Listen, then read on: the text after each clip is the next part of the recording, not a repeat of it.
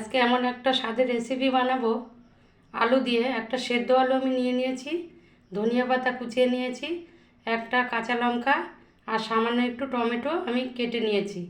এর মধ্যে দিয়ে দেবো 2 চামচ ময়দা। 2 চামচ ময়দা দিয়ে দিয়েছি। 1 চামচ দিয়ে দেবো বেসন। দিয়ে দিয়েছি। 1 চামচ দিয়ে দেবো সুজি। দিয়ে দিচ্ছি ম্যাগি মশলা, সামান্য একটু লঙ্কার গুঁড়ো দিয়ে দিয়েছি। দিয়ে দেব 1/2 চামচ সাদা জিরে, গোটা জিরে দিয়ে দিলাম। ভালো করে এবার মেখে নেব।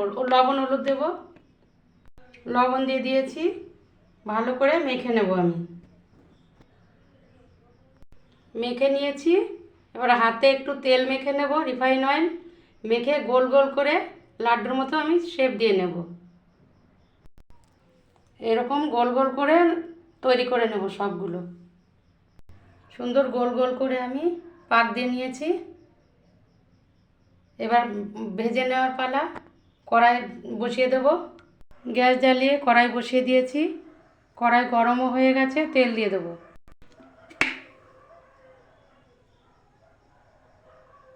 রিফাইন অয়েল দিয়ে দিচ্ছি। ভালো করে গরম করে নেব। তেল গরম হয়ে গেছে, এক একটা করে আমি ছেড়ে দেব।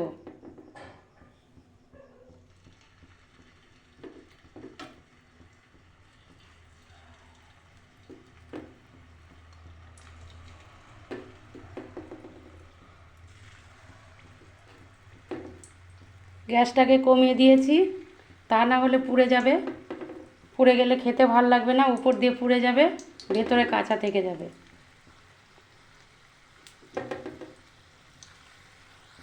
সব কটাই আমি দিয়ে দিয়েছি। উল্টিয়ে দিচ্ছি।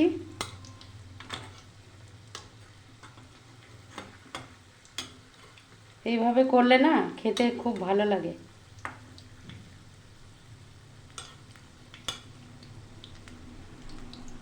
সবকটাই আমি ভালো করে উলট পালট করে দিয়েছি। বেশ সুন্দর লাল লাল করে আমি ভেজে নেব। আবার একটু উল্টিয়ে দিচ্ছি।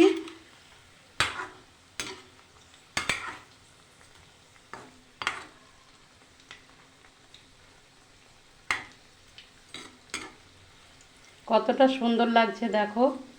এখনো তো পুরোপুরি ভাজাই হয়নি। দেখতে কি দারুণ লাগছে, খেতেও কিন্তু খুবই ভালো লাগে এগুলো।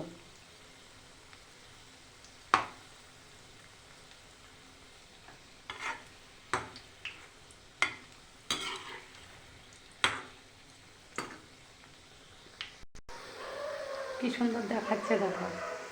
ভাজা হয়ে গেছে, আমি তুলে নেব। একটা প্লেটের মধ্যে আমি তুলে নিয়েছি। দেখো কতটা লোভনীয় হয়েছে দেখতে, খেতেও খুবই ভালো। উপরে দেখো, উপরটা শক্ত, ভেতরে কিন্তু নরম। আমি ভেঙেও দেখিয়ে দিচ্ছি।